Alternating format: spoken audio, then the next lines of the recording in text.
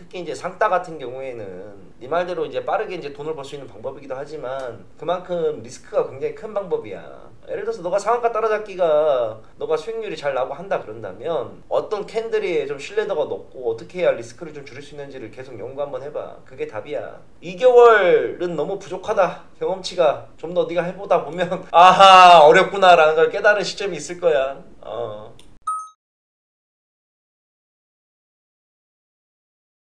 안녕하세요. 반갑습니다. AP투자연구소의 이호수입니다. 자, 오늘은 이 상한가에 대해서 좀 알아볼 건데 사실 정말 매력적인 기법이죠. 주로 상한가 끝자락에 들어가서 다음날 갭을 먹기 위한 기법으로 알려져 있고 실제로 투자대회 상위 매매들을 보다 보면 상따는 빠질래야 빠질 수가 없는 기법이기도 합니다. 자, 근데 이 상따 최고 급등주를 따라가는 것인 만큼 리스크도 사실 상당히 높습니다. 여러분이 어떻게 리스크를 낮추고 계시는지는 모르겠지만 오늘은 정말 쉽게 이 확률을 높이는 기준을 몇 가지 설명해 볼까 해요. 여러분들도 여러분의 기준을 댓글로 알려주시되 오늘 특히 우리 주린이 분들 아마 모르셨던 내용들이 꽤나 많을 것 같은데 생각보다 예상하셨던 것보다 너무나 쉬울 거니까 속성으로 한번 배워보도록 하겠습니다. 자, 과연 상따의 기준을 높인다 어떤 것들이 있을까요? 일반적으로 많이 알려져 있는 내용은 차트 분석을 해야 된다, 거래대금이 많아야 된다, 재료의 연속성이 있어야 된다. 사실 세 개 다 대중적이고 맞는 말입니다. 근데 단순하게 우리가 이런 것들만 본다고 해서 리스크 높은 급등주를 따라가기엔 너무나 부담이 클 거라고 생각을 해요. 특히 마지막에 이 재료의 연속성, 분명 맞는 말인 건 맞지만 우리 주린이 분들 입장에서 생각을 해봤을 땐 이 재료가 연속성이 있는지 지나봐야 아는 거지, 당장 뉴스가 떴는데 이게 내일도 이어질지 어떻게 될지는 아무도 모르는 게 현실인 것도 맞거든요. 자, 그래서 우리가 상한가 캔들의 신뢰도를 볼 수 있는 방법, 그 첫 번째는 상한가 안착 후에 호가 움직임을 좀 봐야 됩니다. 상한가에 들어간 다음에 이 매수 잔량이 유통 주식 수의 5% 이상이라고 하면 그래도 이거는 꽤나 매수 대기 자금이 몰려 있다고 생각을 할 수가 있을 거예요.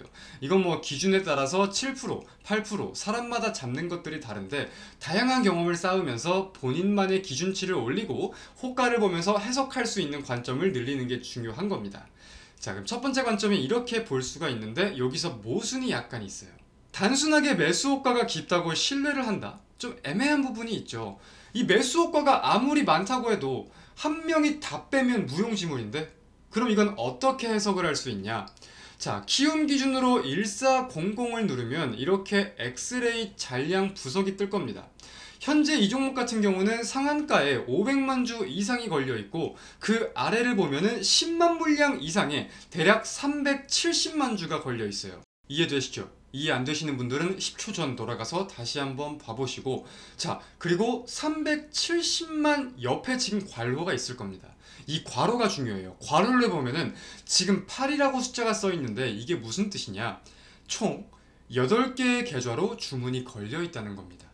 물론 세력이 절대 하나의 계좌만 사용하지는 않겠지만, 자, 우리가 상식적으로 생각을 해볼 때 상한가에 매수를 걸어둔 게 한 개인 계좌인 것보다는 10개, 20개, 30개 계좌의 개수가 많으면 많을수록 이 상한가 호가에 대한 신뢰도가 높아진다라고도 함께 생각을 해볼 수가 있는 거겠죠.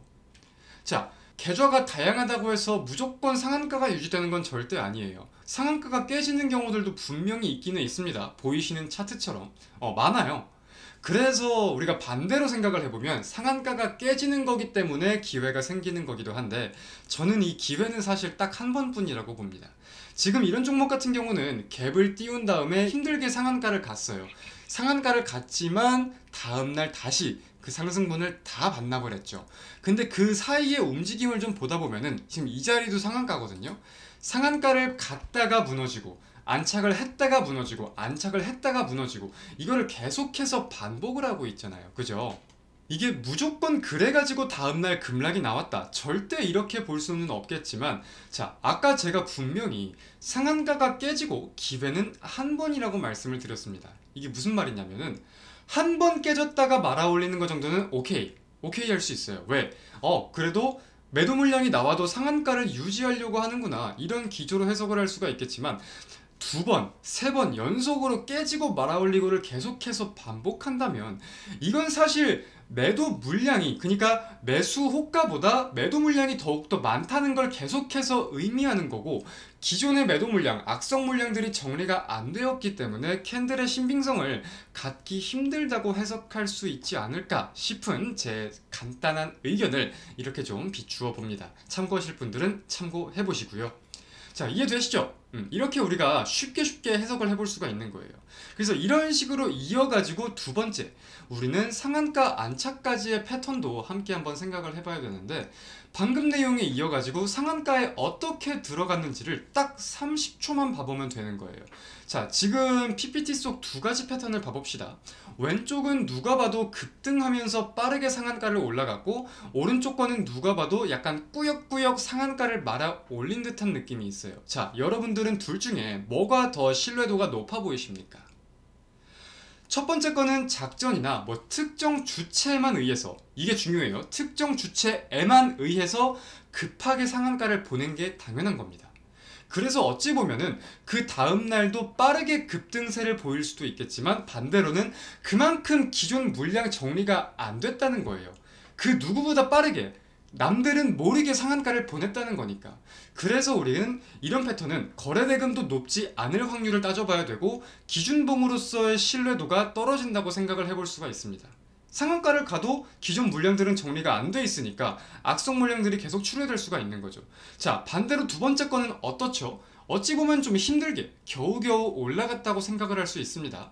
느리긴 하지만 그만큼 공수가, 시간과 돈이 많이 투자되었다는 거고, 이는 기존 악성 물량들이 꽤나 정리되었을 가능성이 비교적 높다고 생각을 할 수 있겠죠. 그렇다면 이거는 기준봉으로서의 신뢰도도 비교적 높다고 해석을 할 수 있겠고, 평균적으로 거래대금이 높다는 케이스도 꽤나 많이 볼 수 있을 것입니다. 이런 식으로 상한가 안착까지의 패턴도 우리가 중요하게 좀 해석을 해볼 필요가 있겠다는 거고, 마지막으로는 테마의 대장주를 좀 생각을 해볼 필요가 있겠다고 말씀을 드릴 수 있겠습니다. 보통 상한가는 이슈에 의한 급등으로 나오는 경우가 대부분이고, 물론 개별 종목이 그런 경우도 많지만 테마성이 짙은 테마 종목들이 단체로 상한가에 들어가거나 급등이 보이는 경우도 꽤나 많이 보셨을 거예요. 자, 그렇다면 당연히 이 상한가는 테마 속 당일 대장주가 가장 먼저 기록할 것이고, 이 테마의 흐름이 끊이지가 않는다면 그 대장주가 다음 날에도 가장 수급이 많이 몰리면서 갭이 높게 띄워질 확률이 높다는 점까지 함께 이해를 해볼 수가 있겠습니다. 이런 식으로 좀 상한가에 대해서 좀 신뢰도를 높이는 방법이나 다양한 내용들을 함께 알아보았는데, 가장 중요한 내용은 이 내용이에요. 마지막으로 알아볼 내용인데, 이 내용 한번 읽고 좀 마무리하도록 하겠습니다. 이 영상은 좀 보유 종목이 상한가를 갔을 때나 상따에 대해서 조금 더 알아보는 수준이지, 절대 상따를 권장하고 맹신하라는 목적이 아님을 필히 아셔야 합니다. 자, 한번 읽어볼게요. 리스크가 정말 높은 만큼 기준에 따른 손절은 필수이다. 영상 속의 내용은 확률을 조금 높이기 위한 수단일 뿐 절대 맹신하지 말자. 그리고 이외에도 증시의 분위기나 종목의 특성 등 따져볼 요소가 정말 다양하다까지 말씀드리면서 오늘 영상 마치도록 하겠습니다. 오늘 영상 좀 도움이 되셨을지 모르겠는데, 언제나 오늘처럼 우리 주린이 분들을 위해서 어제처럼 오늘처럼 항상 신경 쓸 수 있는 이호수가 되도록 노력하겠습니다. 감사합니다.